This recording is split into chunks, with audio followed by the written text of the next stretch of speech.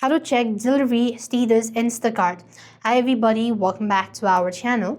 In this video, I'm going to show you the procedure on how can you check delivery status Instacart. Now, in order to check your Instacart delivery status, you want to open up your Instacart app onto your device. There, you want to tap on the profile initials from the top right corner of the screen and go to orders from the list. Here, you just want to make sure to select the current order, and you can track when the shopper starts, shops, and delivers.